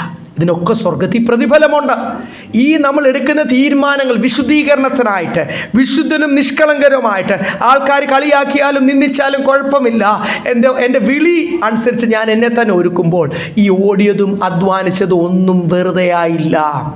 ഇതൊക്കെ 100 ഇരട്ടി പ്രതിഫലത്തിനായിട്ട് ലോകത്തിലും വരുവാനിരിക്കുന്ന ലോകത്തിലും പ്രതിഫലം കർത്താവ് തരുമെന്ന് വാഗ്ദത്തം ചെയ്ത ഒരു കർത്താവ് ആയതുകൊണ്ട് ഇതൊന്നും വെറുതെ അല്ല. ഈ വേണ്ട എന്ന് നിങ്ങളുടെ ജീവിതം വേണ്ട പല കാര്യങ്ങൾ വെക്കുമ്പോൾ സ്തോത്രം, അങ്ങനെയുള്ളവരാ ജീവിതത്തെ നേടുന്നതെന്ന് എഴുതിയേക്കുന്നത്. Those who lose their life for Christ they will gain it എന്നാണ് ബൈബിൾ പറയുന്നത്. നമ്മുടെ ജീവിതം ത്യജിക്കുവാനും കർത്താവിന് വേണ്ടി വിശുദ്ധരായി കർത്താവാണ് നമ്മളെ തൂക്കി നോക്കുന്നത്. നിങ്ങൾ മനസ്സിലാക്കണം. ദാനിയേലിൻ്റെ പ്രവചന പുസ്തകം എടുക്കണ്ട, 5-ാം അധ്യായത്തിൽ അവിടെ നെബൂഖദ്നേസറിൻ്റെ കൊച്ചുമകനായ ബെൽഷസർ തന്നെ ദൈവം ആയിരക്കണക്കിന് ആൾക്കാർ ഫ്രണ്ടിലിരുന്നിട്ട് ഓയ്യോ ഈ ബെൽഷസർ ഇവൻ ഭയങ്കരനാ, ഇവൻ വലിയവനാന്ന് പറഞ്ഞ് വാഴ്ത്തി തന്നെ നോക്കുമ്പോൾ തൻ്റെ ഒരു കുറവ് പോലും പറയുവാനില്ല. തൻ്റെ നന്മ മാത്രം പറഞ്ഞ് തൻ്റെ കഴിവുകളൊക്കെ പറഞ്ഞ് വാഴ്ത്തി നിൽക്കുമ്പോൾ അവിടെ എഴുതിയേക്കുന്ന യഹോവയായ ദൈവം തന്നെ ഒന്ന് തൂക്കി നോക്കി. God weighed him. എന്നിട്ട് എഴുതിയത് എന്തുവാ? മേനെ തെക്കേൽ ഉഫാർസീൻ. എന്തുവാ? ഞാൻ നിന്നെ തൂക്കി നോക്കിയപ്പോൾ കുറവുള്ളവനായി തീർന്നു. അവനെ കൊന്നു. കൽദയാരുടെ മുമ്പിൽ അവൻ എന്തി പറ്റി? അവന് ഹല്ലേലൂയ മരിച്ചു പോകേണ്ടി വന്നു. എന്നിട്ടൊരു വയസ്സനായ ഒരു മേദ്യ രാജാവ്, ദാരിയാവേശ് എന്ന് പറഞ്ഞ രാജാവാണ് പിന്നെ ആ ഹോൾ കൽദയ കിങ്ഡം അല്ലെങ്കിൽ ആ ഒരു രാജ്യം അതോടുകൂടി എന്ത് ചെയ്തു? ആ ഒരു കർത്താവ് തൂക്കി നോക്കി കുറവുള്ളവനായി വന്നു. It was the end of the kingdom of Chaldeans. കൽദയ കുടുംബത്തിൻ്റെ അവസാനമായിരുന്നു അത്. പിന്നെ ഉടനെ അവരെ ആര് പിടിച്ചടക്കി? ഒരു വയസ്സനായ ഒരു 62 വയസ്സുള്ള ഒരു ദാരിയാവേശ്, 62 വയസ്സൊന്നും ബൈബിളിനകത്ത് എഴുതിയിട്ടുണ്ട്. ദാരിയാവേശ് എന്ത് ചെയ്തു? ആ കൽദയ ആ രാജ്യം അല്ലെങ്കിൽ ആ കിങ്ഡം ഇങ്ങ് പിടിച്ചടക്കി. അപ്പം ദൈവം ഒരാളെ നമ്മൾ ആൾക്കാരുടെ മുമ്പിൽ ഇവൻ സാംസൺ നല്ലവനാണ്, എൻ്റെ പേര് പറഞ്ഞാൽ കുഴപ്പമില്ലല്ലോ, നിങ്ങളുടെ ആരെങ്കിലും പേര് പറഞ്ഞാൽ പ്രശ്നമായി. നമ്മൾ ഓരോരുത്തരെ കർത്താവ് നോക്കുമ്പോൾ ഞാൻ ഭയങ്കര നല്ലവനാന്ന് പറയുമ്പോൾ യഹോവയായ ദൈവം എന്നെ തൂക്കി നോക്കുമ്പോൾ വെൻ ഗോഡ് വെയ്സ് മീ, ഞാൻ കുറവുള്ളവനാണെങ്കിൽ ഐ എം ഗോൺ കേസ്, എൻ്റെ കാര്യം പോക്ക. അത്രയേ ഉള്ളൂ. അതുകൊണ്ടാണ് ദൈവം എന്നെ ഈ ദുഷ്ടഹൃദയമുള്ള ലൗകിക ഹൃദയമുള്ള എന്നെ വിശുദ്ധനാക്കി, ഹോളി ആൻഡ് ബ്ലെയിംലെസ് എന്നെ പണിതുകൊണ്ടിരിക്കുക. സാത്താൻ നോക്കിയാൽ പോലും ഒരു കുറ്റമില്ലാത്ത രീതി. 23 വായിച്ചു. ആകാശത്തിന് കീഴിലെ സകല സൃഷ്ടികളുടെയും ഇടയിൽ ഘോഷിച്ചും പൗലോസ് എന്ന ഞാൻ ശുശ്രൂഷകനായി തീർന്നു. നിങ്ങൾ കേട്ടുമരിക്കുന്ന സുവിശേഷത്തിന്റെ പ്രത്യാശയിൽ നിന്ന് നിങ്ങൾ ഇളകാതെ അടിസ്ഥാനപ്പെട്ടവരും സ്ഥിരതയുമുള്ളവരുമാണ് വിശ്വാസത്തിൽ നിലനിന്നുകൊണ്ട് അവന്റെ മുമ്പിൽ നിലനിൽക്കും. ഇംഗ്ലീഷിൽ അത് വളരെ നന്നായിട്ട് എന്ന് വെച്ചാൽ ആ മെസ്സേജ് ഒക്കെ എഴുതിയിട്ടാണ് ലാസ്റ്റിൽ പറയുന്നത് ഈ സുവിശേഷത്തിൻ്റെ മിനിസ്റ്ററാണ് ഞാൻ, ഇങ്ങനൊരു സുവിശേഷത്തിൻ്റെ ശുശ്രൂഷകനാണ് ഞാൻ. ദ ഗോസ്പൽ ഓഫ് ഹോപ്പ് എന്നാണ് ഇംഗ്ലീഷ് ബൈബിൾ എഴുതിയേക്കുന്നത്. പ്രത്യാശയുടെ ഒരു സുവിശേഷം, അതിൽ വിശ്വാസമുള്ളവരായി, അതും ചെറിയ വിശ്വാസമല്ല, ഡീപ്പ് റൂട്ടഡ് ഗ്രൗണ്ടഡ് എന്നൊക്കെയാണ് എഴുതിയേക്കുന്നത്, ഇൻ ഫെയ്ത്ത് എന്ന് എഴുതിയേക്കുന്നത്. ചെറിയ വിശ്വാസമല്ല, ഒട്ടും കുലുങ്ങിപ്പോകാതെ. ഇതിൻ്റെ അകത്ത് പൈലിംഗ് ചെയ്തിട്ടില്ല ഈ ബിൽഡിംഗ് പണിതപ്പോൾ, കാര്യം ഇത്ര നിലയേ ഉള്ളൂ. പക്ഷേ എറണാകുളത്തൊക്കെ ശരിക്കും എന്ത് ചെയ്യണം? പൈലിംഗ് കൊണ്ട് ചെയ്യണം. പൈലിംഗ് ചെയ്യുക എന്ന് പറഞ്ഞാൽ അത് പിന്നെയും ആഴത്തിൽ, ഇനി ഇവിടുന്ന് ഒരു 1/2 കിലോമീറ്റർ അടിയിലാണ് പാറയെങ്കിൽ അവിടെ വരെയും പൈൽ ചെയ്യും. ഈ പൈലിംഗ് എപ്പോഴും അവർ പറയും എത്ര ആഴത്തിൽ പോകണം, അതാണ് പൈലിങ്ങിൻ്റെ ഇത്. 1 ലക്ഷം രൂപ പൊതുവേ പൈലിങ്ങിന് വാങ്ങിക്കും, പിന്നെ ബാക്കി ആഴത്തിൽ പോകുന്നതിൻ്റെ എക്സ്ട്രായും. ഒരു ചെറിയ ഇത്രയൊക്കെ ഉള്ളൊരു ബിൽഡിംഗ് പണിയാൻ അന്ന് ഞാൻ ചോദിച്ചപ്പോൾ പൈലിങ്ങിന് അത്രയും ചിലവാന്ന് പറഞ്ഞു. ജസ്റ്റ് പൈലിംഗ് ക്യാപ്പ് ഇടാൻ. പിന്നെ ബാക്കി എല്ലാം കൂടി ഒരു 3-4 ലക്ഷം രൂപ വരും ജസ്റ്റ് ഈ പൈലിങ്ങിന്. അവരങ്ങ് പോവും, മെഷീൻ പോവും, ത്രസ് ബോറിങ് ചെയ്ത് പോയി പാറയിൽ ഇടിക്കുന്നവരെ കോൺക്രീറ്റ് ഇട്ട് ഇതങ്ങ് പോവും പൈലിങ്. അതെന്തിനാണ്? പിന്നെ ആ ബിൽഡിംഗ് ഒരിക്കലും എന്ത് ചെയ്യത്തില്ല.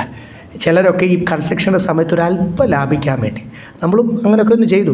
പക്ഷേ 12 തൂണിട്ടിട്ടുണ്ട്. തൂണിട്ടതിൻ്റെ കാരണം വേറെ ഒന്നുമല്ല, ഈ പൈലിംഗ് ചെയ്യാത്തതുകൊണ്ടാണ് കൂടുതൽ തൂണുകൾ ഇട്ടത്. അല്ലെങ്കിൽ ഇതിൻ്റെ ഇടയ്ക്ക് ഒറ്റ തൂണ് മതിയായിരുന്നു. ഇതിൻ്റെ ഇടയ്ക്ക് 2 തൂണിടാൻ കാരണം പക്ഷേ പൈലിംഗ് ചെയ്യാത്ത നമ്മൾ അതിൻ്റെ വേറൊരു പരിപാടി പ്ലിൻ ബീം ഇട്ടു. അതിൻ്റെ ഒരു ഫുട്ടിംഗ് എന്ന് പറയും. ആ ഫുട്ടിംഗ് ഒക്കെ നല്ല ഇതായിട്ട് ഉറപ്പായിട്ട് ഇട്ടിരിക്കുന്നത്. കാര്യം ഇത് മണലാണ്. കൊച്ചിയിൽ എന്തുവാ മണലാണ്. നമ്മുടെ പല നാടുകളിലെ ഇപ്പോൾ ചുമന്ന മണ്ണും ഉറപ്പുള്ള മണ്ണും ഒന്നും അല്ല. അപ്പോൾ ഇത് കുലുങ്ങിപ്പോകാതിരിക്കാൻ അതിൻ്റെ ഫുട്ട് ബീം പില്ലർ ഇത്രയേ ഉള്ളെങ്കിലും അതിൻ്റെ ഫുട്ട് ഓരോന്നിൻ്റെയും ഇങ്ങനെ ഭയങ്കര വലുപ്പത്തിൽ ഈ ഫുട്ടുകളൊക്കെ തമ്മിൽ അങ്ങോട്ടും ഇങ്ങോട്ടും മുട്ടും. അത്രയും വലുപ്പത്തിലാണ് ഇതിൻ്റെ ഫുട്ടിങ് ഇട്ടേക്കുന്നത്. എന്തുകൊണ്ടാണ്? ഡീപ്പ് റൂട്ടഡ്, ഗ്രൗണ്ടഡ് എന്നൊക്കെ പറയുന്നത്. എത്ര ഭൂമി കുലുക്കം വന്നാലും എന്നാൽ മാത്രമേ ഇളകാതിരിക്കത്തുള്ളൂ. അല്ലെങ്കിൽ ഇളകും, കുലുങ്ങും, ചരിഞ്ഞു പോവും. ചരിഞ്ഞാൽ പിന്നെ എന്തുവാ?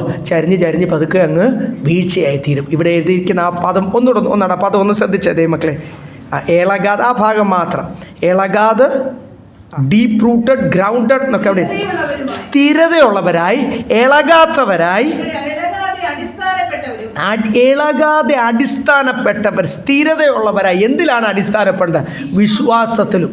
പിന്നെ അവിടെ തുടക്കത്തിൽ എഴുതിയേക്കുന്ന ഈ ഒരു പ്രത്യാശയുടെ സുവിശേഷം. പല ടൈപ്പ് സുവിശേഷമുണ്ട്. ഇവിടെ എഴുതിയിരിക്കുന്നത് എന്തുവാണ്? ഈ ഒരു പ്രത്യാശയുടെ സുവിശേഷം. ഇന്ന് എന്തിൻ്റെ സുവിശേഷമാണ് പൊതുവേ പറയുന്നത്? കിട്ടും എന്നൊക്കെയാണ് പറയുന്നത്.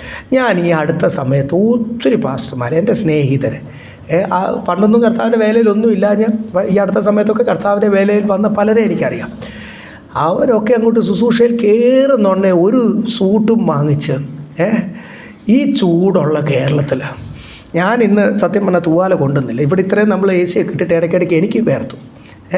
ഈ ട്രോപ്പിക്കൽ അല്ലെങ്കിൽ ഇതുപോലുള്ള ചൂടുള്ള മീഡിയേറ്ററിൻ്റെ മധ്യധരണിക്ക് അടുത്തുള്ള ഈ കേരളത്തിൽ, ആഫ്രിക്കയുടെ ഇടയിൽ കൂടി പോകുന്ന പോലെ കേരളത്തിൻ്റെ അടുത്തുകൂടി പോകുന്നുണ്ട്. ഇത്രയും ചൂടുള്ള ഈ സ്ഥലത്ത് ഈ സൂട്ടും കോട്ടും ഒക്കെ വലിച്ചു കയറ്റി, ഹോൾ എയർ കണ്ടീഷൻഡ് ആയിരിക്കില്ലെന്ന് ഞാൻ പറയുന്നില്ല. എന്തിനാണ് ഈ ഷോ കാണിക്കുന്നത്? എത്ര താഴ്മയോടുകൂടി നമ്മൾ കർത്താവിനെ പിൻപറ്റേൻ്റെ പകരം ഈ പ്രത്യാശയുടെ സുവിശേഷം ഒന്നുമല്ല പറയുന്നത്. എൻ്റെ ദൈവം അങ്ങ് ലോകത്തിൽ രാജാക്കന്മാരാക്കി നിങ്ങളെയും അങ്ങനെയൊക്കെ ആക്കും എന്ന് കാണിക്കാൻ വേണ്ടിയല്ലേ. സൂട്ട് വാടകയ്ക്ക് കിട്ടുന്നേ. എന്നും ഈ ഒരു കളർ സൂട്ടിന് അത്യാവശ്യം വിലയുള്ളതല്ലേ. അത് ഇവിടെ എല്ലാം റെൻറ്റിന് കിട്ടുന്നുണ്ട്. കൊച്ചിയിലാണെങ്കിൽ ഭയങ്കരമായിട്ട് സൂട്ട് റെൻറ്റിന് കിട്ടുന്നുണ്ട്.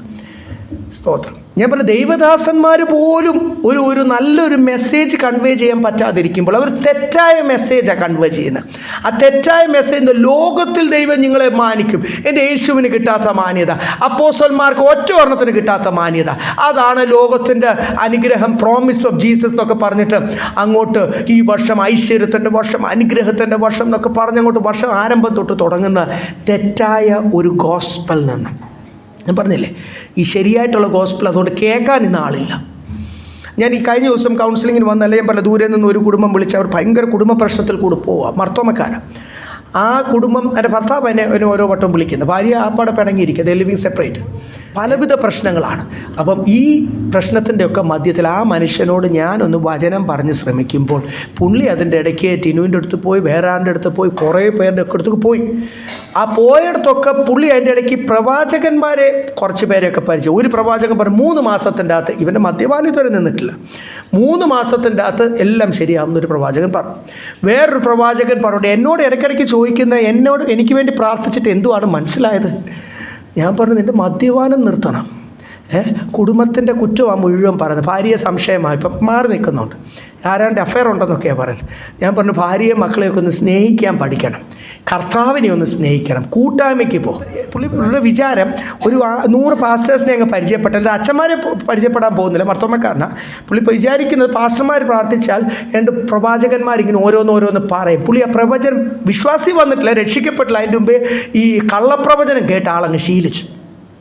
അപ്പോൾ ഇതിൻ്റെ അകത്ത് ഒരാൾ വിശ്വാസത്തിൽ വരുന്നതിന് മുമ്പേ ഇതിൻ്റെ അകത്ത് ഈ മനുഷ്യനെ ആകർഷിപ്പിക്കുന്ന, നിനക്ക് ചിലത് കിട്ടും, ഭാവിയിൽ നിനക്ക് ഇതൊരു ഫോർച്യൂൺ ടെല്ലർ, ജ്യോതിഷൻ പറയുന്ന ഒരു കണിയാൻ്റെ പരിപാടിയാണ് വിചാരം പ്രവാചകൻ്റെ പരിപാടി. ദൈവത്തിൻ്റെ പരിശുദ്ധാത്മാവ് നമ്മളെ നടത്തുന്ന ഒരു പ്രവാചകൻ നടത്തുന്ന എന്തിനു വേണ്ടിയായിരിക്കണം? ശരിക്കുള്ള പ്രവാചകനാണ് ഈ മനുഷ്യൻ്റെ ശുദ്ധീകരണം പ്രാപിക്കണം, മാറ്റേണ്ട ഏരിയകൾ മാറണ്ടേ. ഞാൻ പറഞ്ഞില്ല, ഇന്നത്തെ മെസ്സേജ് മാറിപ്പോയി. അനുഗ്രഹത്തിൻ്റെയും കിട്ടും മാജിക്കാണെന്ന വിചാരം. ഈ കുടുംബത്തിൽ രണ്ടുപേരും ക്രമീകരണം പ്രാപിക്കാതെ എങ്ങനെയാണ് കർത്താവ് ഈ കുടുംബത്തെ ചേർക്കുന്നത്? രണ്ടുപേരും രണ്ട് രീതിയിൽ ആയിട്ടിരിക്കുക. അവർ ക്രമീകരണം പ്രാപിക്കാതെ ഒരു മാജിക്കും നടക്കാൻ പോകുന്നില്ല. 1000 പാസ്റ്റേഴ്സ് വന്ന് പ്രാർത്ഥിച്ചാൽ no magic is going to happen. അവരെന്ത് ചെയ്യണം? മാനസാന്തരപ്പെടണം. ദൈവത്തോട് അടുക്കുവാൻ ദൈവം അനുവദിച്ച ഒരു കഷ്ടതയെ അത് മനസ്സിലാക്കി കർത്താവിനെ ഒന്ന് സ്നേഹിക്കണം, ഇല്ലേ? അപ്പം ഇതിൻ്റെ അകത്ത് ഈ മാജിക്കാണ് ആൾക്കാർക്ക് ചിന്തിക്കുന്നത്. പാസ്റ്റർമാർ മജീഷ്യൻസ് അല്ല, വചനം പറയുന്നവരായിരിക്കണം, ദൈവത്തിലേക്ക് അടുപ്പിക്കുന്നവരായിരിക്കണം. അപ്പം ഇന്നത്തെ ഈ തെറ്റിച്ച സുവിശേഷത്തിൽ നിന്നും ഇവിടെ 23-ാമത്തെ വാക്യത്തിൽ പറയും, this is a gospel of hope. ഇത് പ്രത്യാശയുടെ സുവിശേഷമാണ്. ഇത് ഇവിടെ ചിലത് കിട്ടും എന്നല്ല, ഇവിടെ കിട്ടിയാലും കിട്ടിയില്ലേലും സ്തോത്രം, എന്നെ സ്വർഗത്തോളം എത്തിക്കുന്നത്, എന്നെ യേശുവിനോട് അടുപ്പിക്കുന്നത്. ഞാൻ ഓരോ വട്ടവും എൻ്റെ ജീവിതത്തിൽ ലോകസ്നേഹവും ദ്രവ്യാഗ്രഹവും പാപമോഹങ്ങളും ഇട്ട് പിശാച് എന്നെ കർത്താവിൽ നിന്ന് അകറ്റുമ്പോൾ എന്നെ വീണ്ടും യേശുവിനോട് അടുപ്പിക്കുന്ന ഒരു സുവിശേഷമാണ് ഈ സുവിശേഷം. അപ്പോൾ ആ സുവിശേഷം ദൈവദാസന്മാർ കറക്റ്റായിട്ട് ആ സുവിശേഷത്തിൻ്റെ പ്രത്യാശയിൽ നിന്ന് നിങ്ങൾ മാറല്ല. അടിസ്ഥാനപ്പെട്ടവരും സ്ഥിരതയുള്ളവരുമായി വിശ്വാസത്തിൽ നിലനിന്നുകൊണ്ടാൽ അങ്ങനെ അവന്റെ മുമ്പിൽ നിൽക്കും. അങ്ങനെ നിലനിന്ന് കൊണ്ടാൽ നിങ്ങൾക്ക് നല്ലത്. ദൈവദാസനെ ഓർപ്പിക്കാനല്ലേ പറ്റൂ. ഈ ദൈവദാസനും നിലനിന്നാൽ തനിക്ക് കൊള്ളാം, നിങ്ങൾ നിലനിന്നാൽ നിങ്ങൾക്ക് കൊള്ളാം. വളരെ വ്യക്തമാണ്. എന്നിട്ട് പൗലോസ് പറയുക, ആ സുവിശേഷത്തിൻ്റെ സുവിശേഷകനാണ് ഞാൻ. ഇപ്പം ഈ കാലഘട്ടത്തിലെ ഗോസ്പലിൻ്റെ സുവിശേഷകനല്ല ഞാൻ. ഇത് ബൈബിളിൻ്റെ അകത്ത് ആ പ്രത്യാശയുടെ സുവിശേഷം, അതിൽ നിങ്ങൾ നിലനിന്നാൽ നിങ്ങൾക്ക് നല്ലത്. എന്നിട്ട് ആ പ്രത്യാശ അതൊരു സ്ഥിരതയുള്ളതാണ്. അത് എബ്രായലേഖനം 6-ാം അധ്യായത്തിനകത്ത് വളരെ മനോഹരമായി പലപ്പോഴും സന്തോഷിപ്പിക്കുന്നു ആ സ്ഥിരതയെപ്പറ്റി. ഇത് സ്ഥിരതയാകുവാൻ കാരണം ഇതിൻ്റെ കണക്ഷൻ എങ്ങോട്ടാണ്? എബ്രായലേഖനം 6:19 വായിച്ചിട്ടിരിക്കുക. ആ പ്രത്യാശ നമുക്ക് ആത്മാവിൻ്റെ ഒരു നങ്കൂരം തന്നെ, നിശ്ചയവും സ്ഥിരവും ആ പ്രത്യാശ. ഏത് പ്രത്യാശയുടെ സുവിശേഷം എവിടെ എഴുതിയിരിക്കുന്നത്? ഇപ്പോഴും പലർക്കും പ്രത്യാശയുണ്ട്. 5 വർഷം കഴിഞ്ഞ് എൻ്റെ മക്കൾ അനുഗ്രഹിക്കപ്പെട്ട് എൻ്റെ രാജ്യത്തിൽ ഇപ്പോൾ അങ്ങനെ എൻ്റെയും സ്ഥിതി മാറും. എത്ര പേര് ദൈവമക്കൾ സ്ഥിരം പറയുന്ന ഡയലോഗാണ് ഞാൻ നിങ്ങളോട് എടുത്തു പറയും. നമ്മൾ പാസ്റ്റർമാരല്ലേ ഇത് കേൾക്കുന്നവരുടെ വായന. അപ്പോൾ അവർ നമ്മളോടല്ലേ ഒറ്റയ്ക്ക് ഇവർ പറയുന്നത്. അപ്പം ഇതൊക്കെയാണ് ഓരോരുത്തരുടെ പ്രത്യാശ. ഈ ലോകത്തിൽ ഇപ്പോഴത്തെ സ്റ്റാൻഡേർഡ് ഓഫ് ലിവിങ് മാറിയിട്ട് കുറച്ചുകൂടി ലക്ഷറീസും കുറച്ചുകൂടി രാജ്യങ്ങളും ഒന്ന് എക്സ്പ്ലോർ ചെയ്ത് നല്ലതാണ്. യാത്ര ചെയ്യുന്നതൊക്കെ നിങ്ങളെക്കാൾ കൂടുതൽ എനിക്കിഷ്ടമാണ്. ഒത്തിരി യാത്ര ചെയ്യുന്ന ഇഷ്ടമാണ്. ഞാൻ പറഞ്ഞത് യാത്ര ചെയ്യുന്നതൊക്കെ നല്ലതാണ്. പക്ഷേ എങ്ങോട്ട് ദൈവം അയച്ചാലും ആരായിട്ട് പോകണം? അനേകരെ ഈ പ്രത്യാശയുടെ സുവിശേഷം പ്രസംഗിക്കുവാൻ ചെല്ലുന്ന എൻ്റെ ഒരു കസിൻ സിസ്റ്ററും ഹസ്ബൻഡും ഒരു സ്ഥലത്താണ്. ഇപ്പോൾ ഇന്നലെ ഞാൻ അവളുടെ ബ്രദറിനെ വിളിച്ചപ്പോൾ അവിടെ എങ്ങും കൂട്ടായ്മയൊന്നുമില്ല. ഒരു ലിമറിക് എന്ന് പറഞ്ഞ സ്ഥലത്താണ്. അവിടെ എങ്ങും കൂട്ടായ്മയൊന്നുമില്ല. അവിടെ ആകപ്പാട് ഏതാണ്ട് ഒരു ബാപ്റ്റിസ്റ്റ് പോലെ എന്തൊക്കെ കൂട്ടം. അവിടെ ചെന്ന് അവിടുത്തെ ആൾക്കാരുടെ ഈ കുണുക്കിൻ്റെ വലുപ്പവും മുടിയുടെ നീളവും മുഴുവനും ടാറ്റുവും, മുഖത്ത് വരെയും എല്ലായിടത്തും ടാറ്റുവും അടിച്ച് ഗുണ്ടകടൂട്ട് ഭീകര ലുക്കിലുള്ള കുറേ എണ്ണമാണ് വിശ്വാസി. ഇവരാണെങ്കിൽ മര്യാദയ്ക്ക് കുളിച്ചൊരുങ്ങി രാവിലെ ആരാധനയ്ക്ക് പോകാനുണ്ട്. ഇവർ മാസത്തിലൊരിക്കൽ പോകത്തുള്ളൂ. ആ പോകുന്ന ആഴ്ച അവരെല്ലാം കണ്ട് പേടിക്കുവാന്ന് പറയും. വിശ്വാസികളെ കണ്ടാൽ നമുക്ക് പേടി വരും. ഈ ഭീകരന്മാരുടെ മധ്യത്തിൽ ഇത് ഇന്നലെ രാത്രിയിൽ എനിക്കിട്ട 12 മണിക്ക് എനിക്കിട്ട ഓഡിയോ മെസ്സേജാണ് എൻ്റെ കസിൻ സിസ്റ്ററും ഹസ്ബൻഡും. അപ്പം ഇവരെ കണ്ടു കഴിഞ്ഞാൽ പേടി വരും. അതുകൊണ്ട് ഞങ്ങളിങ്ങനെ ഓൺലൈൻ കൂട്ടായ്മയും ഇങ്ങനെ ഓരോന്നൊക്കെ ആയിട്ടിരിക്കുന്നു. അവിടെ അവരും അങ്ങ് ക്ഷീണിച്ചു. ഈ ഓൺലൈൻ കൂട്ടായ്മയിലൊക്കെ എന്നാ ബലം കിട്ടാൻ. ഞാൻ അവരോട് പറഞ്ഞു, ദൈവം നിങ്ങളെ അങ്ങനെ ഒരു സ്ഥലത്തോട്ട് അയച്ചെങ്കിൽ നിങ്ങൾ അവിടെ അങ്ങനെയല്ല. യെരുശലേമിൽ നിന്ന് ചിതറിപ്പോയവർ അവരൊരു കൂട്ടായ്മ തുടങ്ങി, അവർ ബലമേറ്റെടുത്ത്. അതിനാ ദൈവം ഇപ്പോൾ ഓരോരുത്തരെ അയക്കുന്നത്. അത് ദൈവമക്കൾ മനസ്സിലാക്കുന്നില്ല. ഇത്രയും സ്ഥലങ്ങളിൽ എത്തിസ്റ്റ് അല്ലെങ്കിൽ ദൈവമില്ല എന്ന് വിശ്വസിക്കുന്ന ഇത്രയും പോക്കറ്റ്സും കൺട്രി സൈഡ്സും കൗണ്ടീസും ഈ യൂറോപ്പിൻ്റെ കൊച്ചു കൊച്ചു രാജ്യങ്ങളുണ്ട്. രാജ്യം എന്ന് പറഞ്ഞു കഴിഞ്ഞാൽ എൻ്റെ ഒരു കസിസ്റ്ററും വേറൊരു കസിസ്റ്ററും ഹസ്ബൻഡും പറഞ്ഞ ഒരു 2 രാജ്യം കവർ ചെയ്ത് 3-ാമത്തെ രാജ്യത്തിൽ ചെന്നിട്ടാണ് ആരാധനയ്ക്ക് പോകുന്നത്. 150 കിലോമീറ്ററേ ഉള്ളൂ. ഈ 3 രാജ്യം കവർ ചെയ്യും. ഇയുടെ കാർഡുണ്ടെങ്കിൽ ഇവർക്ക് രാജ്യങ്ങൾ ചുമ്മാ കയറി ഇറങ്ങി അങ്ങ് പോകാം. ഈ ബോർഡർ ക്രോസ് ചെയ്ത് പോകാം. അപ്പോൾ ഒരു 2 രാജ്യം ക്രോസ് ചെയ്തിട്ടാണ് അവർ ആഴ്ച ഒരിക്കലും അവരും ആരാധനയ്ക്ക് പോകുന്നുള്ളൂ. 2 രാജ്യം ക്രോസ് ചെയ്തിട്ടാണ് അവർ ഒരു 3-ാമത്തെ രാജ്യത്തിലാണ് ഒരു ആരാധനയ്ക്ക് പോകുന്നത്. അപ്പോൾ ഇത്രയും രാജ്യങ്ങൾ ആരാധന ഇല്ലെന്ന്. ഒരു നല്ല ഇന്ത്യൻ വർഷിപ്പില്ല. ഹിന്ദിയോ തമിഴോ തെലുങ്കോ എന്തെങ്കിലും ആയിക്കോട്ടെ. ഇന്ത്യൻസ് ആണല്ലോ കുറച്ചുകൂടെ ഒക്കെ ദൈവഭയത്തോട് നിൽക്കുന്നത്. വേണ്ട, ഇന്ത്യൻ വേണ്ട, ഇവർക്കൊക്കെ ഇംഗ്ലീഷ് അറിയാം. ഇംഗ്ലീഷുകാരോടുള്ള സ്നേഹത്തിനും ഇംഗ്ലീഷിനോടുള്ള സ്നേഹം കൊണ്ടല്ലേ ഈ ഭാരതമൊക്കെ അഴുക്കാന്ന് പറഞ്ഞിട്ട് ഇങ്ങോട്ട് ചാടിപ്പോയത്. അപ്പം പിന്നെ ഇംഗ്ലീഷിൽ എന്ത് ചെയ്യണം? കൂട്ടായ്മ നടത്തണം. അപ്പോൾ ദൈവം ഈ കാലഘട്ടത്തിൽ നമ്മളെ ഓരോരുത്തരെയും ഓരോ ദേശത്ത് നമ്മുടെ തലമുറ ഇത് നമ്മുടെ തലമുറ ചെല്ലുന്ന രാജ്യങ്ങളിൽ ചെയ്യണമെങ്കിൽ നമ്മൾ എന്ത് ചെയ്യണം? കൊച്ചിലേ തൊട്ട് നമ്മുടെ കുഞ്ഞുങ്ങളോട് പറയണം. എവിടെ അയക്കുമെന്ന് അപ്പനും അമ്മയല്ല തീരുമാനിക്കേണ്ടത്, എവിടെ പോകണമെന്ന് കുഞ്ഞുങ്ങളല്ല തീരുമാനിക്കേണ്ടത്. ദൈവമാണ് ദൈവത്തിൻ്റെ റെപ്രസെൻറ്റേറ്റീവ്സ് ആയിട്ട് ഓരോ സ്ഥലത്ത് അയക്കുന്നത്. അവിടെ കർത്താവിന് വേണ്ടി ശക്തമായി നിൽക്കാൻ ഈ എബ്രായർ 6:19 അതിൻ്റെ ആ ഒരു ഇമ്പോർട്ടൻറ്റ് ഭാഗം അവിടെ എംഫസിസ് കൊടുക്കുക.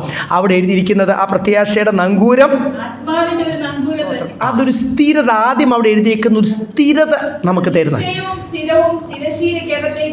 നിശ്ചയം, സ്ഥിരം, തിരശ്ശീലയ്ക്കപ്പുറം. നമ്മൾ അതാണല്ലോ ഈ അധ്യായത്തിൽ മുഴുവൻ വായിച്ചത്. ഈ തിരശ്ശീലയ്ക്കപ്പുറം ആരാ? ദൈവം.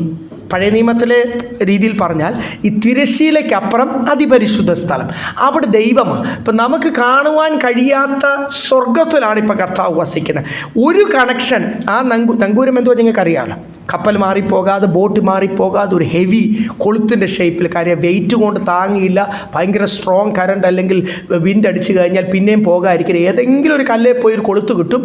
കപ്പൽ എൻജിൻ ഓഫ് ചെയ്യുമ്പോൾ പാർക്ക് ചെയ്യുന്ന ആങ്കർ, ആ ആങ്കർ നിമിത്തമാണ് ഈ കപ്പൽ പിന്നെ അനങ്ങാത്തത്. കപ്പൽ മെയിൻ്റനൻസ് ചെയ്യുവാൻ, ഫ്യൂവൽ കൊണ്ട് അല്ല എന്തൊരു വിഷയത്തിലും കപ്പൽ ബോട്ട് ഓഫ് ചെയ്തിടുമ്പോൾ നങ്കൂരം ഇറക്കും. ആ നങ്കൂരം ആണ് നമ്മളെ സ്ഥിരതയോട് നിർത്തുന്നത്. നമ്മുടെ ബലമല്ല, നമ്മുടെ ധൈര്യമല്ല, നമ്മുടെ തീരുമാനമല്ല. ഈ നങ്കൂരത്തിൻ്റെ ഒരു കണക്ഷൻ എൻ്റെ അഹത്തെ മനുഷ്യനും, ഒരു കണക്ഷൻ കിടക്കുന്നത് സ്തോത്രം തിരശ്ശീലയ്ക്ക് അപ്പുറമാണ്. എൻ്റെ ഒരിക്കലും മാറാത്തവൻ, പാറയാകുന്നവൻ എൻ്റെ യേശുവാണ്, അല്ലെ വലിയവനായ ദൈവമാണ്. അപ്പം എത്ര സന്തോഷം ആ വാക്യം. ഹല്ലേലൂയ. അവിടെ എഴുതിയിരിക്കുന്നത് യെസ്, കർത്താവിൻ്റെ തേജസ്സുള്ള സിംഹാസനമാണ്, അതൊരിക്കലും മാറിപ്പോകത്തില്ല. എൻ്റെ കണക്ഷൻ മുഴുവനും കർത്താവുമായിട്ടാണ്. ലോകത്തിലെ മനുഷ്യർ പറയും എനിക്കൊത്തിരി പൊളിറ്റിക്കൽ കണക്ഷൻ ഉണ്ട്, എനിക്കൊത്തിരി കൂട്ടുകാരുണ്ട്, എനിക്ക് പണമുണ്ടെന്ന് പറയുമ്പോൾ എൻ്റെ കണക്ഷൻ ഹല്ലേലൂയ അവരൊക്കെ മാറിപ്പോയാലും 14,000 കോടിയുള്ള മനുഷ്യൻ 7ാം നിലയെന്നോ എടുത്ത് ചാടി ആത്മഹത്യ ചെയ്താലും അവർ പിന്നീടും ഉണ്ടായിരുന്നു സ്വത്തൊത്തിരി. അങ്ങനെയൊക്കെ ലോക മനുഷ്യരുടെ പണത്തിന് അവരെ രക്ഷിക്കുവാൻ കഴിയാതിരിക്കുമ്പോൾ ഒരു ദൈവ പൈതലിന് പറയാനുള്ളത് പണത്തിൻ്റെ കോണ്ടാക്റ്റ് അല്ല, രാഷ്ട്രീയ കോണ്ടാക്റ്റ് അല്ല, ആൾക്കാർ ബലമല്ല, എൻ്റെ സഭയിൽ ഇത്ര ആൾക്കാർ അല്ലെ, എൻ്റെ കൂടെ നിൽക്കുവാൻ ഇത്ര പേര് ഫ്രണ്ട്സ് ഉണ്ട്. നോ സ്തോത്രം. എൻ്റെ നങ്കൂരം കിടക്കുന്നത് തിരശ്ശീലയ്ക്ക് അപ്പുറമാണ്. എൻ്റെ കണക്ഷൻ കിടക്കുന്ന കർത്താവുമായിട്ടാണ്. നമുക്ക് വലിയ സന്തോഷം തരുന്നത്. അതുകൊണ്ടാണ് ആ പ്രത്യാശയിൽ നിന്ന്, ആ കണക്ഷനിൽ നിന്ന് ഒരിക്കലും മാറിപ്പോകല്ലേ.